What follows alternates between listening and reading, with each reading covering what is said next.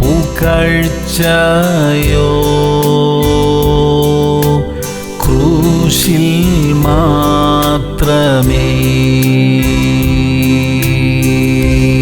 മത്തായി 18:5. ഇങ്ങനെയുള്ള ശിശുവിനെ എന്റെ നാമത്തിൽ കൈക്കൊള്ളുന്നവൻ എന്നെ കൈക്കൊള്ളുന്നു. പ്രിയമുള്ളവരെ, രോഗികളെയും തടവിലായിരിക്കുന്നവരെയും കഷ്ടത്തിലായിരിക്കുന്നവരെയും സന്ദർശിക്കുന്നവർ അതെല്ലാം കർത്താവിനോട് കാണിക്കുന്ന സ്നേഹമായിട്ട് തിരുവചനം പറയുന്നു. യേശു ക്രിസ്തുവിന്റെ നാമത്തിൽ എളിയ ജനത്തെ കൈക്കൊള്ളുകയും കരുണ കാണിക്കുകയും ചെയ്യുന്നവൻ യേശു കർത്താവിന് അതെല്ലാം ചെയ്തു കൊടുക്കുന്നതായി ദൈവം കണക്കാക്കുന്നു. സ്വർഗരാജ്യം എന്ന മഹാപ്രതിഫലം അവർക്കുള്ളതത്രേ. പ്രാർത്ഥിക്കാം. സ്വർഗീയ പിതാവേ, എളിയവരെ ആദരിക്കാൻ സഹായിക്കണമേ. അങ്ങയുടെ നാമത്തിൽ അവർക്കായി ചെയ്യുന്ന എല്ലാ കാര്യങ്ങൾക്കും പ്രതിഫലമുള്ളതിനായി സ്തോത്രമപ്പ.